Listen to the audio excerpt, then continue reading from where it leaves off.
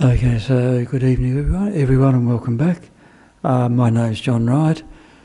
This is the third Monday in a row and there are two more after this. Anyway, we'll get there, won't we? Now, anyone who's brand new at all today? Okay. Good. Okay, so what we've been looking at over the last few weeks is developing the mind of love and compassion, leading into something that's called the dedicated attitude, or in Sanskrit, bodhicitta, which is a mind that's dedicated to try and develop ourselves to our highest potential for the sole purpose of being able to benefit others or help free them from suffering in their lives and be able to find complete and perfect happiness. And so far, what we've covered is our starting point is to look at how we tend to categorise or view other people, and we tend to categorise them into the people we prefer to be near or want to spend time with, other people who we feel uncomfortable with or prefer not to be too close to them at all, and other people towards whom we have a neutral attitude. And these categories, to an extent, are based on our own attachment to what we think is good for us. And it's not necessary, how this person gives me happiness or doesn't give me happiness. So it's coming from the point of view of judging from ourselves. Now, in reality, of course, when we look at people, the idea of someone who we're averse to or someone we dislike is not a permanent thing. The idea of someone with whom we're a friend and want to be close to, again, is not a permanent thing. And of course, the person whom we don't have any particular feeling towards also is not permanent either. In other words, these relationships change over time. And that's just within this life, without considering what might happen if we go through lots and lots and lots of previous lives or previous existences. So what we're trying to do is to change our outlook in terms of how we view people, so that we don't have a short-term point of view of how we look at that person, rather it's a long-term view. And it's not as though we're trying to reduce our feelings of warmth for them, it's actually giving us more space to develop those feelings of warmth or care or kindness towards other people, because we're taking away that mental projection that acts as a barrier between ourselves and others. Now, whether that's projection of attachment or the projection of anger or aversion. So that was the first sort of meditation or series of ideas we talked about. Then from there, given that we sort of got a more open attitude to others, what we'll then try and do is, okay, how do we develop the mind that sees other beings, other sentient beings, as more precious to us, in other words, more endearing in a more endearing manner. So far we've covered one major area we looked at, which was, if we look at this life, we had a mother. And if I look, especially I say in the shops or supermarkets, something like that, I often see women with, especially with young babies, and they're holding them close, and they can see they're giving them so much love and care and attention. They're hugging them, they're kissing them, all those sorts of things. So in all likelihood, our mother treated us in that way. They brought us up with a lot of love and care. We have our body due to our mother, because the pregnancy wasn't terminated. This body that we've used for different enjoyments of this life, and we're using, for example, able to have the capacity to use now in order to try and work towards developing our inner qualities, for example. This comes from the care of our mother. So she's kept us, she's nurtured us in the womb, she's nurtured us when we were young. So she's fed us, she's kept us warm when we were cold, she's kept us cool when we were hot, she's changed our nappies very frequently, she's missed out on a lot of sleep, she's made a lot of sacrifices and been incredibly busy looking after us, especially when we're very young. And even those of you who still have your mother around, in most cases I'm sure your mother still looks out for you, worries about your cares for you, and wants to do things for you. So that attitude of wanting to look after you, after their child doesn't go away even when you get older. Also, for example, our mother has taught us how to eat, how to tie up our shoelaces, how to put in our clothes, how to speak even, how to walk. Our mother was very strongly involved in teaching those sorts of skills that would help us, get through, become, first sort of competent children, and then sort of teenagers and adults, and able to function in society and hopefully make a contribution, a worthwhile contribution. So the mother is probably the best example we have in most societies of someone who gives love without not in a I'm just trying to think of the word, in a transactional way where what am I going to get out of this if I give you love? It's done from very, very pure motivation, the love and care that our mother gives us.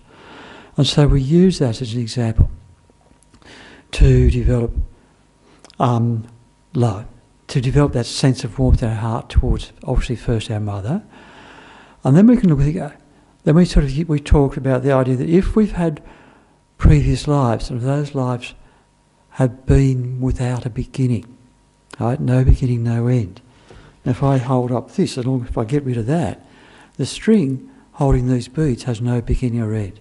But there's a bunch of beads, which could be our body. The body comes and goes, but the mental continuum goes from one moment to the next. And there is no beginning or end to it. It's something that's beginningless. So if our mental continuum, we've been existing since beginningless time, and we've been taking birth, going through life, then dying, taking birth, going through life, dying, we've had loads and loads of bodies. And if we've had if we've taken rebirth many times, we've had a mother, on many of those, on those occasions. So it means that other beings at different times in the past have been our mother.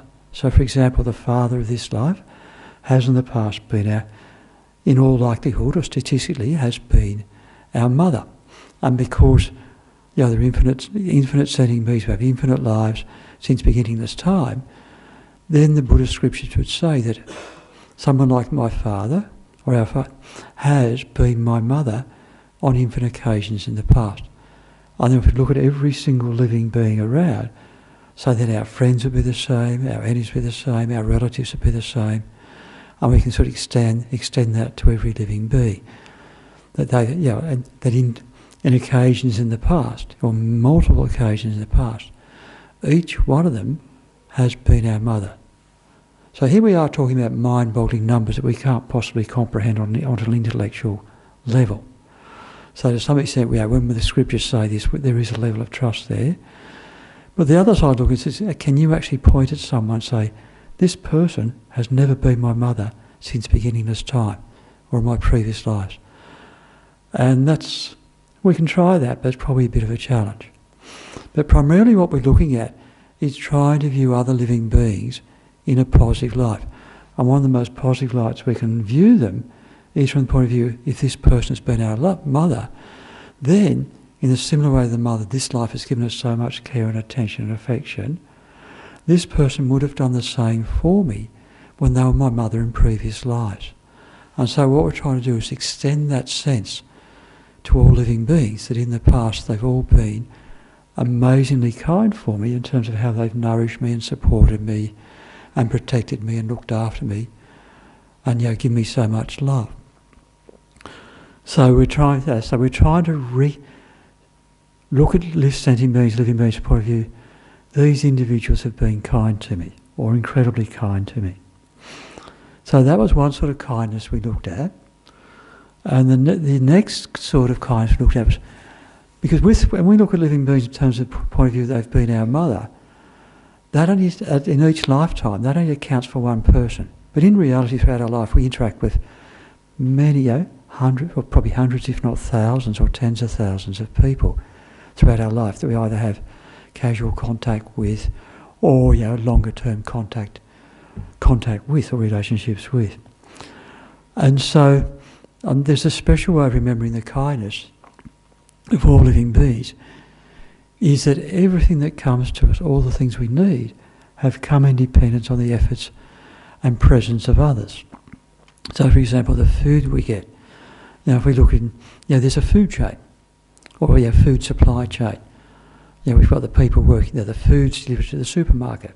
There are people working in the supermarket, And without the supermarket, the people working in the supermarket, we don't have access to food. We then have the distribution network, the people who are the truck drivers, etc., who bring the food to the supermarket, and they come from the distribution centres, and you've got the people who run and manage the distribution centres. Then, of course, the distribution centres are getting food from different places, whether it's the processing plants or the factories, etc., etc. And each one of those situations, there's a whole bunch of people working that allows just the simple thing for us, for example, to be able to buy a bag of rice or a kilo of broccoli or something like that, to allow that to actually happen for us. And if that system fell down, we'd be in trouble very, very quickly. We'd have to really, society as a whole would struggle to survive, and we would struggle to survive, unless we had a nice veggie garden out the back or something like that. But even so, we still need gas or some sort of fuel to cook our food. So then there's a whole other infrastructure and people involved that comes in place with that. We have heating, we have cooling, for example, so we've got the energy infrastructure. We have roads and transport, we've got transport infrastructure. Again, involving people who are contributing to our life and so that we can have a life that is, works well for us without problems. Then we've got the medical infrastructure, for example, got all the infrastructure provides our clothes. So we could spend all night talking about all those things that come to us in dependence on, and here we can use the word, the kindness of others. And especially some of those things that comes to us, I guess the example I used last time, especially look at something like clothing. A lot of our clothing comes from Asian countries, where people will work in very poor conditions, in sweatshops, etc., long hours, low wages, and we get very, very cheap clothing, and it's very easy, very accessible to us. And so that's an example, where we're dependent on others, where, and I guess they get a wage of some sort, they have a job, they've been able to leave their rural community and go to a city, and we benefit from that. So the work of others, we benefit from. We're connected to everyone. So that's on a material or mundane level. On, I guess, a spiritual level or personal level, what we look, we're trying to develop our inner qualities. So, for example, if we decide I don't want to steal, or I don't want to kill, or I don't want to be stingy or something, or I don't want us to use harsh speech or something, when we do practice what are called the 10 virtues of not killing, not stealing, not say sexual misconduct, not harsh speech, divisive speech, all those sorts of things, we're actually reliant on other people for that to occur. So, for example, if no one else exists in my world, who am I going to be patient with? I can't develop patience. I can't practice the morality or ethic of not killing or not lying or not stealing if other people aren't around. So I'm actually dependent on other people to be able to develop those qualities within myself or create the positive karma. And by creating positive karma, that then creates a happier life for me now, and also my future rebirth, the future existence will be better or more positive as well. So this has occurred in dependence on other living beings. So this is another example where we depend on the kindness of others. And it's worth our while to sort of try and, I guess, reflect on that as much as we can. And even sometimes if you're sitting on the train, you've got nothing else to do, it's something you can just look at people and do things like, was this person my mother in a previous life? And if they were, they would have been kind to me. And especially you can see people on the train where you're sitting who have got children who are looking after them. You can sort of think, well, the way they're looking after their children now is how in a previous existence they might have looked after me. So we can use those sorts of informal situations to sort of contemplate those ideas about our connection with other people and how they've been kind to us, and which gives us an opportunity to, I guess, to develop our own qualities and progress in the spiritual path. Now, we know that from this meditation on the kindness of others, naturally the thought should arise within us that wish to repay that kindness. And we know, for example, if we have friends who've gone out of the way to help us a few times, we automatically just thought, I need to do something for this person. You might invite them home for round for a meal, or let's go out, or you give them a present or something, or thank you card or something. But there's just this natural instinct to repay that kindness if someone's done you a few favours, in recent times. So this is sort of the idea here. If we can recognise the kindness of others, or the more we can do that, the more the wish to repay that kindness is going to develop within us. And it'll just sort of automatically start to rise, which we'll see others. And if we see them as having been kind to us, if that thought arises, then that natural feeling to repay the kindness is also going to arise.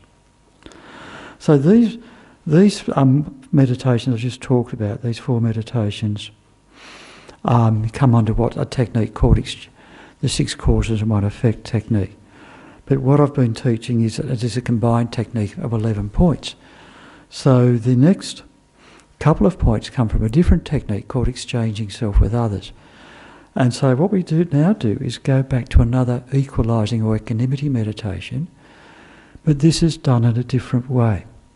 So the original equanimity meditation we did in terms of, this is the people I want to be close to, this is the people I've got aversion to, these are the ones I'm neutral to, and trying to think, well, look, in the long term, each person is equally being my friend, my enemy, or my stranger. We're equalised in that way. Here, what we're looking at is, if we look at each individual around us, if I look at myself and the way that the things I do in my life, the purpose of doing those things is because I want happiness and I don't want suffering or problems. Every single individual around me is exactly the same. Every person we know is leading their life in a way where they're doing their best to find happiness and to avoid problems and suffering. Now, in some cases, the way they do that is incredibly unskillful. Right? If they think going to war is a great idea, taking drugs is a great idea, getting blind drunk is a great idea, but or abusing other people, stealing, etc., vandalising places. Lots of people do that with the belief that somehow or other it's going to make them happy. But but whatever they're doing though, it's done on the basis of wanting happiness and trying to avoid suffering. So from that point of view, we are all exactly the same. Each one of us is trying to lead our life so that we can find happiness and avoid suffering. And again, so if we're sitting with a group of people, we can, with this, say like especially a train or the footy match or cricket or something like that, and there's a moment of less excitement or whatever, that's something we can just sort of run that thought through our mind and say, that person there is leading their life to find happiness and avoid suffering. And they might have a Collingwood scarf on. Everyone else, of course, thinks it's a mistaken view, of course, but anyway. Or whatever it is. Even the way people dress. We all dress in some ways we think will make us best or happiest and avoid problems for us. But whatever we do, it's based on that. So we're all equal in wanting happiness and not wanting suffering. Now, if we look at it from a democratic point of view, and we line up 12 people or 100 people, and there's me in one corner, and there's all those other people there, whose happiness is more important? The one person or the many? And the problem is that for us, we don't have that. We see I'm more important, the others aren't. So we don't have that sense of equality between ourselves and others in terms of we are all equally the same in terms of who wants wanting happiness, not wanting suffering, of course, the importance of that. Also, for example, if we look at it from the point of view of,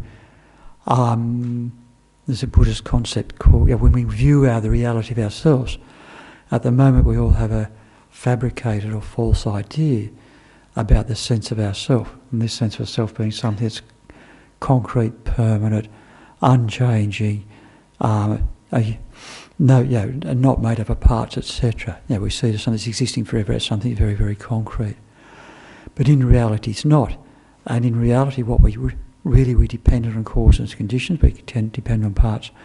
And we just depend on a label. So in my case, my parents labelled me John, so that's my label. But the thing is, I've got this very concrete sense or entity there's some sort of permanent self-existing John that's here.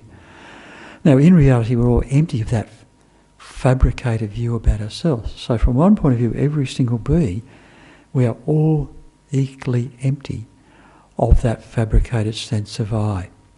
And what happens when we have a sense of I? We have a duality. There's myself and others. If we get rid of that through meditation, very, very deep meditation, if I would have that realisation of emptiness, so we realise, I get a direct insight into the true nature of ourselves, that sense of duality of me and others is going to disappear. Yeah, will go away entirely. So from the point of view of emptiness, again, we're all equally the same. We're all empty of being truly existent. So there's a number of ways here that we can equalise ourselves. And probably for us the easiest one is this equalising ourselves from the point of view that we all want happiness and don't want suffering. Okay, so having got that far, the next two meditations revolve around the concept of self-cherishing. And at the moment, if someone challenges you and say, are you a selfish person, or am I a selfish person? Well, probably I think, no, look, I'm reasonably okay, I'm not too selfish, I feel I'm an okay person, a good person, a kind person, I'm a little bit generous, etc. And it's an interesting challenge for us to see whether or not we are selfish. And I know for me today at work it was somewhat, I went there, I was tired, and let's say I ran into some challenging young cherubs, and because I was tired and these kids were challenging, like I said, my self-cherishing, a sense of I and not liking this, that self-cherishing and wanting my own happiness, was arising reasonably, was arising. And so the thing is, there's lots of situations, if we get pushed a bit, we can see that we do have selfishness and we'll sort of start to come to the fore in our mind stream. We might get to the point where we get irritated or more than irritated, get angry or upset or frustrated or whatever. Now, what we're primarily, so the reason I'm just talking about, so one, we need to have a concept of what do we mean by self-cherishing. And so we've got a grasping at I, or a sense of I, and then on top of that we've got self-cherishing. In other words, my happiness is more important, is where that one's coming from. And so what it's said in the scriptures is that there are lots of disadvantages to self-cherishing.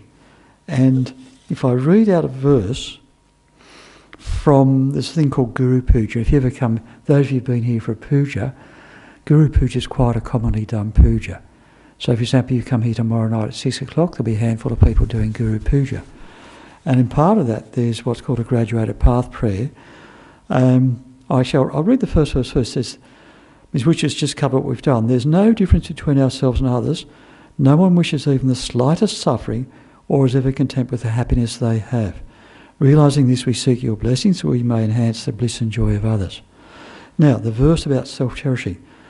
This chronic disease of self-cherishing. So it's putting it in a pretty harsh light, isn't it? This chronic disease of self-cherishing is the cause giving rise to our unsought suffering. Perceiving this, we seek your blessings to blame, begrudge, and destroy the monstrous demon of selfishness. So it's a fairly strongly worded verse there, really saying that self-cherishing is the source of all our problems, all our suffering. In other words, every single problem we encounter, it's the source is self-cherishing, as we've put ourselves first. Now, I should say in this one, we're not trying to, put ourselves down or beat ourselves to death, say, I'm this terrible person, I'm selfish, etc., etc., etc. This isn't what this is about. It's more looking at our reality, our existence, a little bit like you look at your face in a mirror when you've been outside in the mud or something, you've got a bit of dirt or something on your face. And recognising, okay, I've got dirt on my face and let's start clearing it away. So there's a mind of wisdom involved in this. So what we're doing is looking at self-cherishing from the point of recognising that it is our inner enemy. And it's the source of our suffering and problems in life. Right? And if we have that recognition, then we can start to do something to try and turn that around, to transform the mind from one that puts ourselves first to putting other people first instead. Now, we're not trying to make ourselves a doormat here. We're trying to generate what is a spontaneous, joyful attitude. Right, so cherishing others isn't something we can force ourselves. It'll become a very, very miserable experience if we try and do that. It's got to be organic, it's got to be spontaneous, and as we train our mind over time, it will naturally sort to arise more easily and more strongly. So we've got to be gentle with ourselves, work with what we've got, and like I said, develop our awareness of how our mind operates, and then work, okay, what are the sorts of things we can do to transform that mind that's harming us into a mind that is a benefit for us. So the verses then go on, or the next one says, the mind that cherishes all mother beings and would secure them in bliss is the gateway leading to infinite virtue. Seeing this, we seek your blessing to cherish these beings more than our lives, even should they rise up as our enemies. So this is a fairly quite an extraordinary way of thinking. So it's even so we're looking at developing a mind that cherishes others so much that even if they become incredibly difficult, we're not going to lose our love and compassion and our wish to benefit them. We're not going to lose that mind because we've developed it so strongly. Now, obviously, as beginners, it's quite easy for someone to come in and push our buttons and destabilise us quite quickly. But again, this is a practice or process we're trying to train our mind in over a long time, and very gradually and incrementally, we can start to make that inner transformation. So it might be we become more aware. Oh, I've been caught up. I've reacted where I perhaps couldn't have, or your reaction becomes less, or you get to a point where you can just like water off a duck's back, and you don't necessarily get destabilised or thrown by that experience of someone being difficult. But that takes a long time, and we keep being challenged, in terms of people who come along and find ways to be difficult to throw us off. And that's just part of life for us. But look, the thing is, as long as we're making progress and trying to make that transformation, then we're on the right path. And I'll just do one more verse. I'll stop at this point here. So, just to say this. So primarily here we're looking at the disadvantages of self-cherishing, which is primarily every problem we have in our life will come from self-cherishing, whereas the benefits of cherishing others is every happiness we experience, every joy we experience, every good thing we experience, comes out of having positive regard for others or cherishing others. So the more we can develop ourselves, then the happier we will be, and the smoother our life will go, and the less problems that we will have.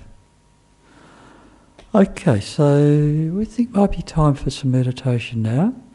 So if you need to stretch or wriggle, these will ask you to sort of sit and concentrate for about 10 minutes or so. The main thing for us with a comfortable posture is have a nice straight back. Because our energy, we've got subtle energy channels through which our mind, our wind energy will pass, or our mind is carried on the wind energy. So if our mind is straight, we'll have a straight, clear mind. So if our body is straight, we'll have a straight, clear mind as well. If our body is really hunched over, then it's harder for us. We're more likely to fall asleep. So then just close your eyes, or almost close your eyes, but just allow a glimmer of light. And then right hand on top of the left hand, thumbs touching, elbow slightly out.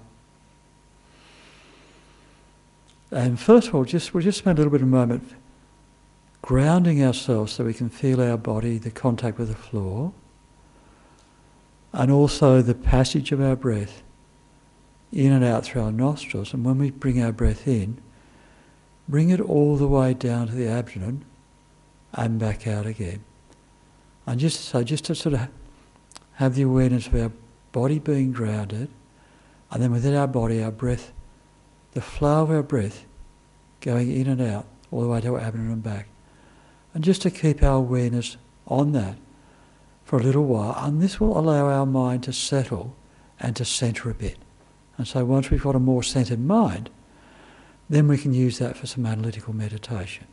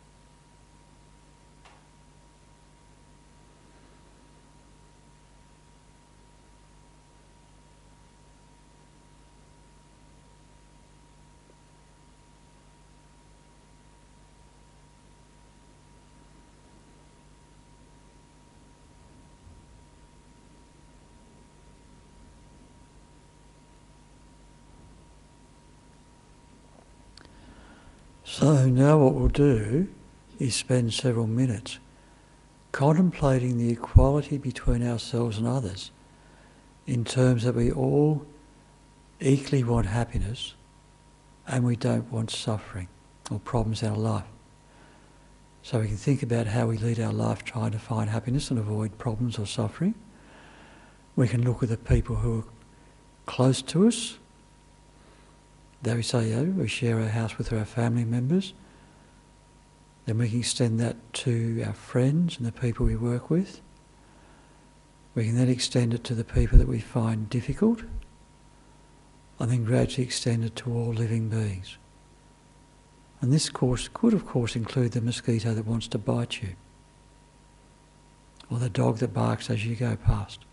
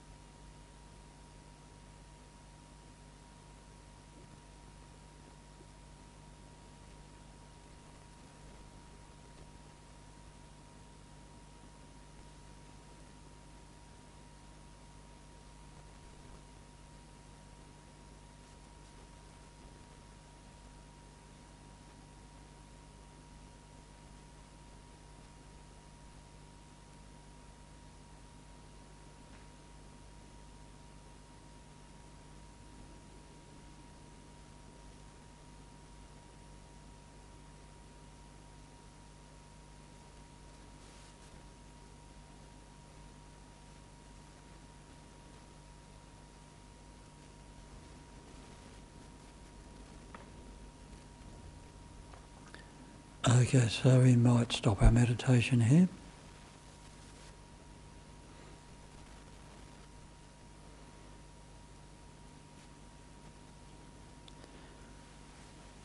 So hopefully we've developed a more feeling for equanimity. But one thing is normally we do an analytical meditation. When we get to the point where that feeling arises, we just stop and hold that feeling at that point and just sit with that. We stop the analysis, just sit and hold that feeling. Okay, so a little bit of time left. Any questions from anyone? Or comments? It can be related to what we've done tonight or to other things, doesn't matter.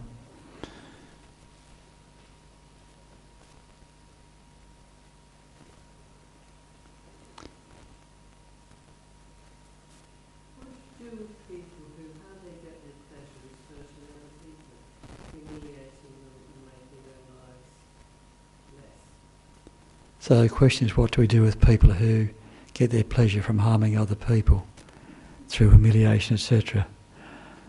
Good question. We need wisdom and skillful means for that. Look, I guess one is how we react. We've got control over what we do or how we react to that. So one, for ourselves, not develop a mind of anger or not a thought we've got to punish this person, or you have a punitive attitude.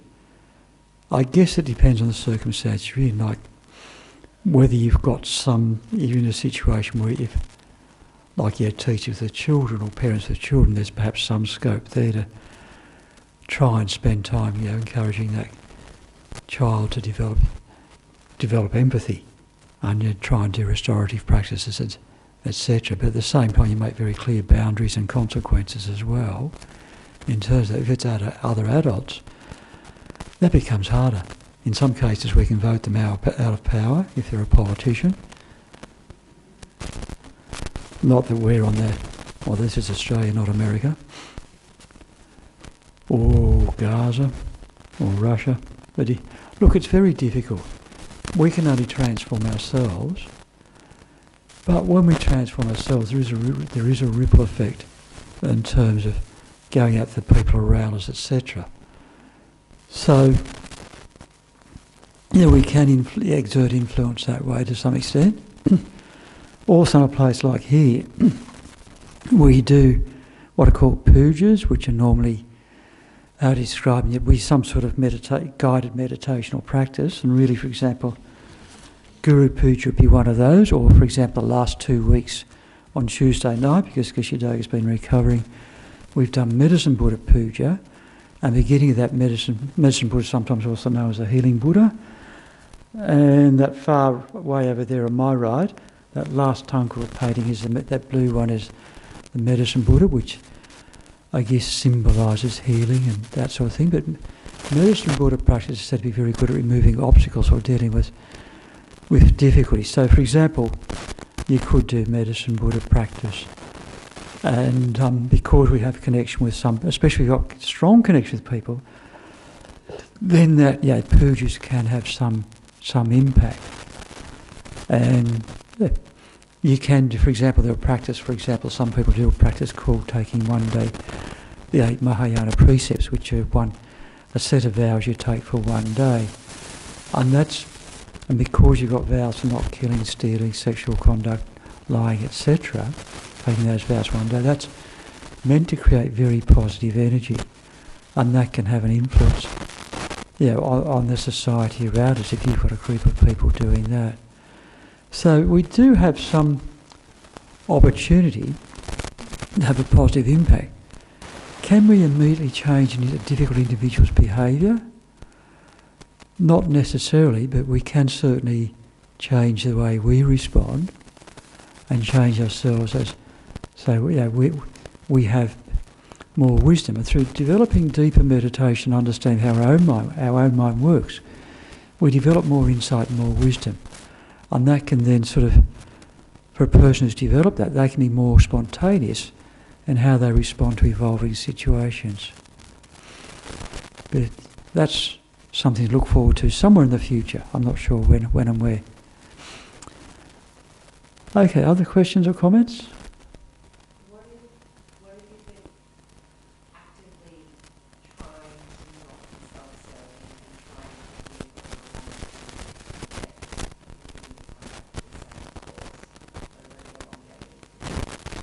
So let me just repeat that, make sure I've got it right. So if you've been...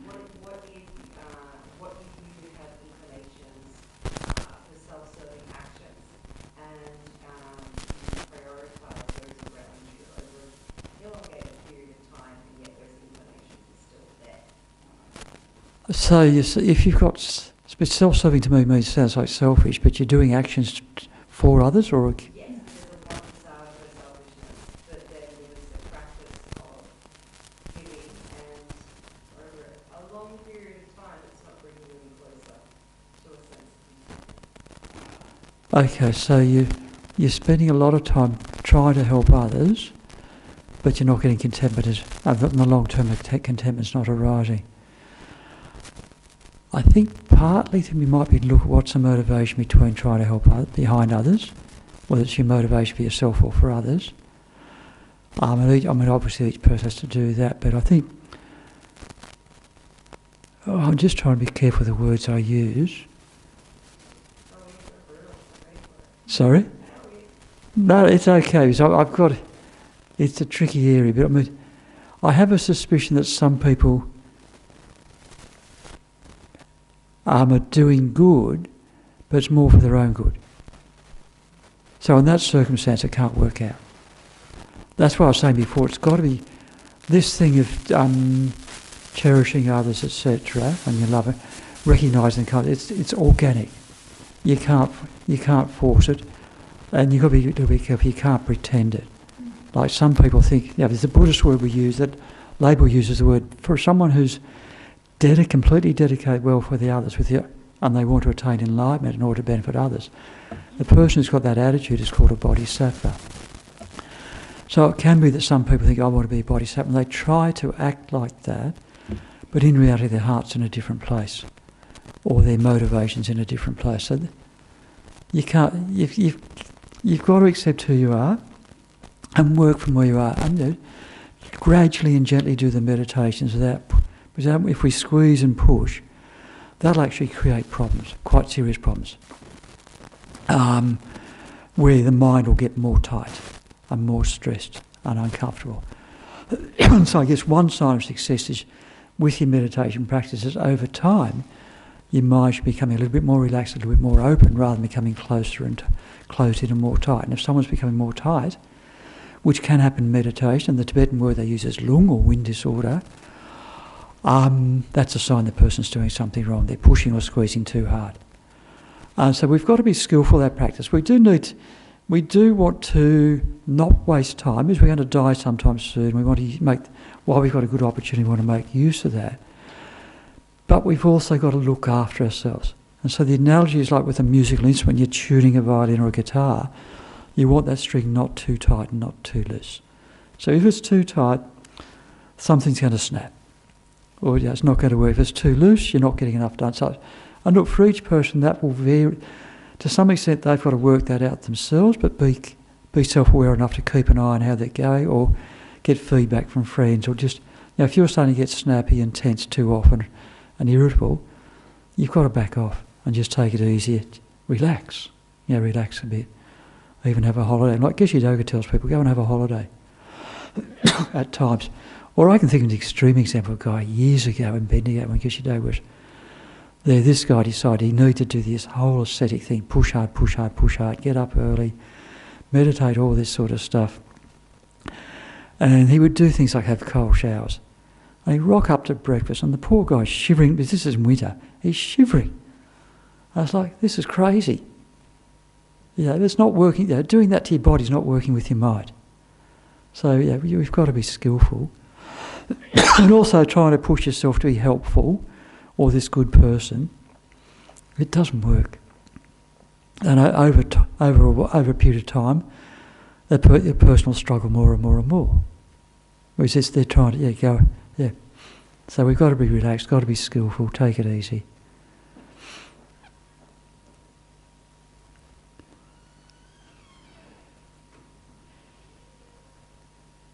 Still got a few minutes to go. If there are any questions or comments.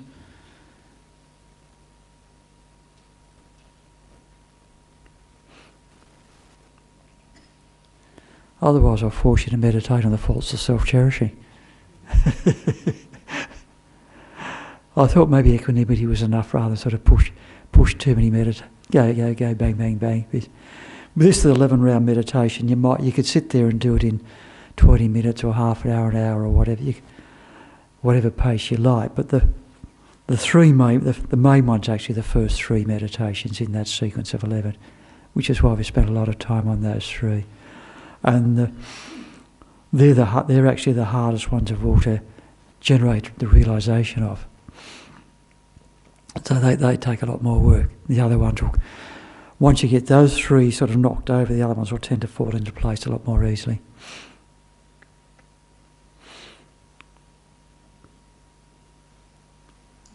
Yes? Why are we so scared of death if there's really so many lifetimes?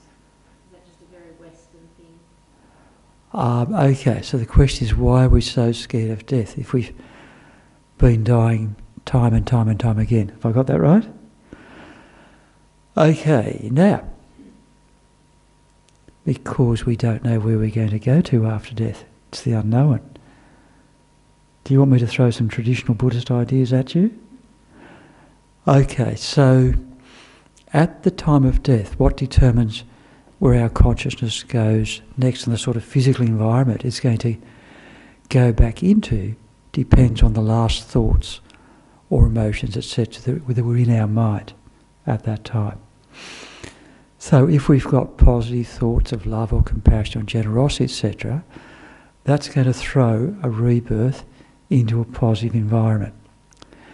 If, on the other hand, we've got negative thoughts in our mind, whether it's anger or jealousy or fear or something like that, that, on the other hand, is going to throw us into a physical environment, which is going to be reflective of the sort of environment, of the space our mind is in. So in Buddhist teachings we talk a lot about, I guess Yoga's talked, actually this year spent a lot of time talking about the practice of the 10 virtues and abandoning the 10 non-virtues, and really encouraging people to make sure you live your life, that you live your life in such a way, this life, that you're going to get another life similar to this. And the way to do that is through practicing the 10 virtues and abandoning the 10 non-virtues. So the 10 non-virtues will be killing, stealing, sexual misconduct, telling lies, idle speech, slander, and harsh speech. And the 3 of mind are malice, covetousness, and wrong views. So the wrong views would be, for example, absolutely categorically saying there is no cause and effect, or categorically saying there are no past and future lives. Should you have doubt about this is a different sort of thing. But if you're categorical in your mind's made up these things don't exist, that would be considered a wrong view. So they're the 10 non-virtues. The 10 virtues are the opposite of each one of those 10 non-virtues. In other words, avoiding killing, avoiding stealing, avoiding sexual misconduct, etc. So when we're sort of practicing the 10 virtues, and also including generosity as well, then this creates the causes with imprints in our mind, which, if they ripen at the moment prior to death, will throw a good rebirth for us. If, on the other hand, especially we've got the habit of 10 non-virtues in our mind stream, then at the time of death, this is going to throw us into an unfortunate or negative rebirth. Now, traditional Buddhist texts then talk about the 3 lower realms of rebirth. So the 3 lower realms are the hell realms, and there are cold hells, hot hells, and occasional hells, or neighbouring hells and occasional hells, the hungry ghost or preta realm, and the animal realm. So if we're born in the animal realm, we can see that we have a lot of ignorance, we don't have much intelligence, and we're constantly living our life in fear because there's always something else trying to eat us. If we live in the hungry ghost realm, this is a realm characterised by extreme hunger and deprivation. In other words, not being able to get the necessities of life. And presumably a person who's spent this life having a very dissatisfied mind or a greedy, avaricious mind, that's creating the karma to be born in that sort of environment. Now, for a person who's an angry mind or done killing, etc., or heavy karmas, then the potential is to be born in either a hot hell or a cold hell. And there are 8 hot hells and 8 cold hells, and if you go through the traditional Buddhist texts, they are described in very, very graphic detail. extremely graphic detail, but essentially the intensity of suffering is something we cannot comprehend, in terms of how it's described. The duration of that intensity of suffering we also cannot comprehend. In other words, it feels, when you're in that situation, it's going to feel like it's going forever and there is no end to it. And the Buddhist text would say there is no end to it until the karma for that negative rebirth has actually run out, which can take an unbelievably long time. So, there is the potential for us to have a lot of fear at death. And I remember hearing a guy being interviewed on radio many, many, many years ago, and he was a doctor, and he wrote a book. And what triggered him to write this book was that a patient came in, I guess had a heart attack or was having a near-death experience, and this person was utterly terrified, completely and utterly terrified. And they were able to recover the person, pull the person back and save their life.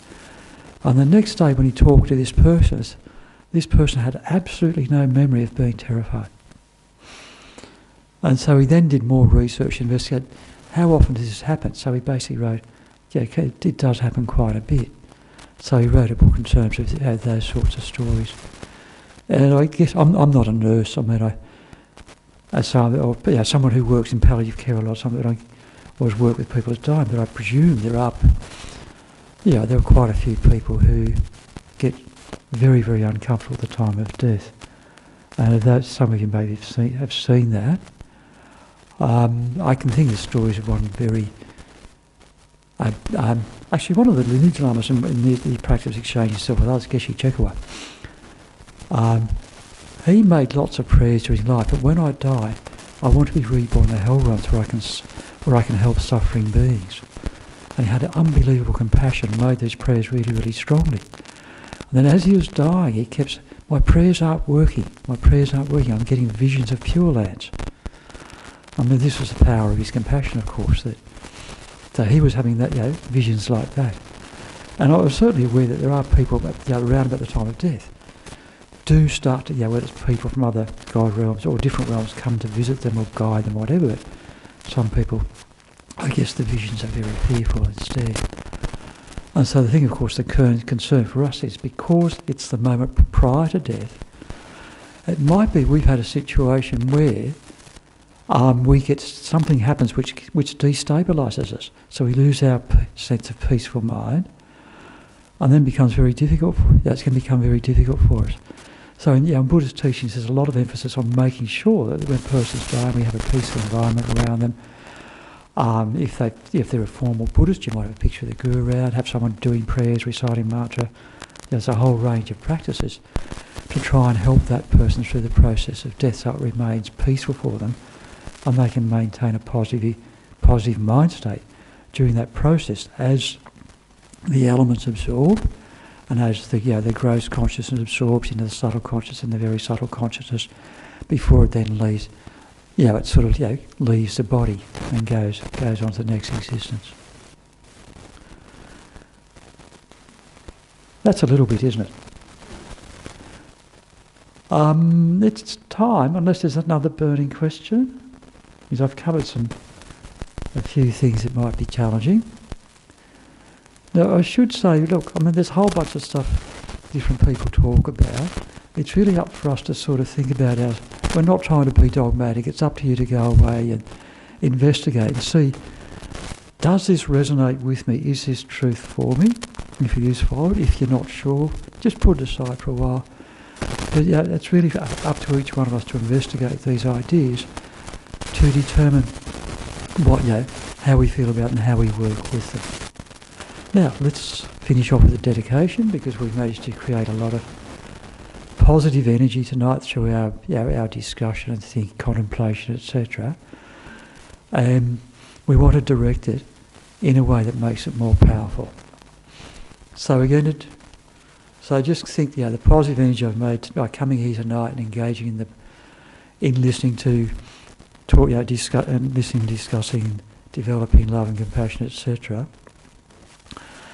That it becomes a course for both myself and for others to remove the faults of our mind, such as self-cherishing and the I grasping at me, and develop the qualities of cherishing others and of developing infinite love and compassion to all beings, with the ultimate endpoint being that we become a Buddha, a being who has completely removed all our faults, both gross and subtle, and developed all our qualities to a state of perfection, so that we're best able to benefit all living beings.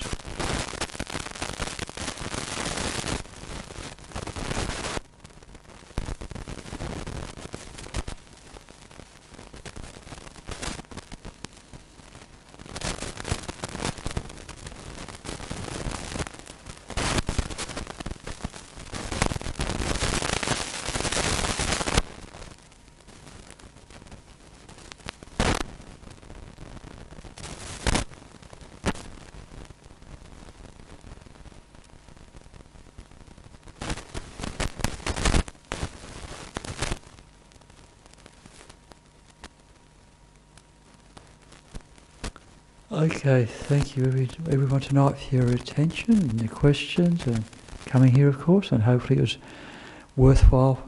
Your trip was worthwhile. There's some tea in the kitchen if you want.